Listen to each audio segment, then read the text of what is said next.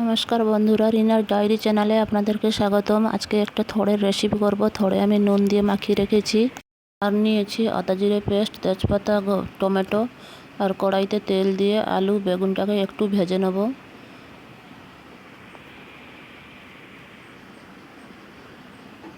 ভেজে বার করে নিয়েছি।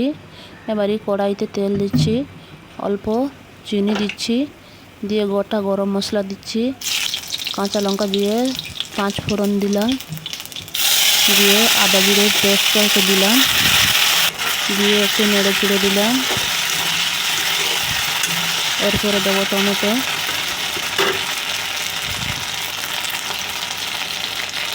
তেজপাতা দিলাম, টমেটো দিলাম, দিয়ে ভালো করে কষিয়ে নেব। এবারে দিচ্ছি হলুদ গুঁড়ো, লঙ্কা গুঁড়ো, দিয়ে ভালো করে কষিয়ে নেব।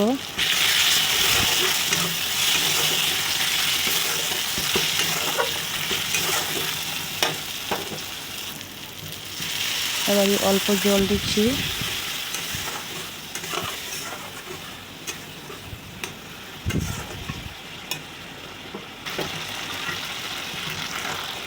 এবারে দিচ্ছি আগের থেকে ভিজিয়ে রাখা কাঁচা ছোলা,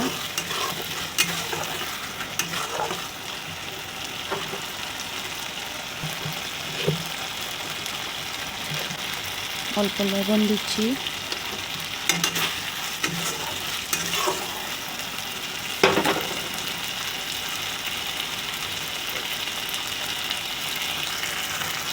এবারে থোড়টাকে আগের থেকে নুন দিয়ে যে মাখিয়ে রেখেছিলাম ওইটা থেকে জল বেরিয়েছে, ওই জলটাকে বের করে থোড় দিচ্ছি।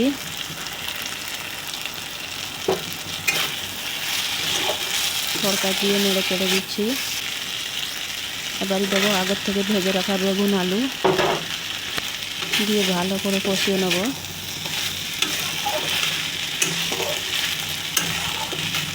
তো বন্ধুরা, এইভাবে থোড় বানিয়ে একবার খাবেন, খুব ভালো লাগবে খেতে। এবারে গরম মশলা দিচ্ছি, সানরাইজের শাহি গরম মশলা।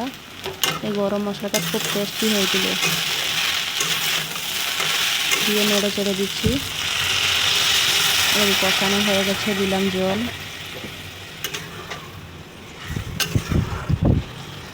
আমি আর ঢাকনা দিচ্ছি না, কেননা ভালো করে কষিয়ে নিয়েছি। এই কষানোতেই আলু বেগুন থোড় সব সিদ্ধ হয়ে গেছে।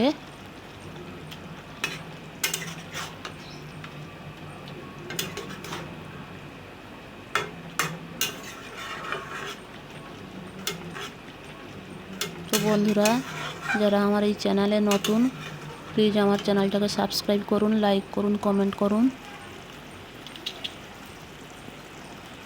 এবারে হয়ে এসছে, দিচ্ছি চিনি। টেস্টের লেভেলটা ঠিক রাখার জন্য চিনি দিলাম, দিয়ে নেড়ে চেড়ে দিচ্ছি।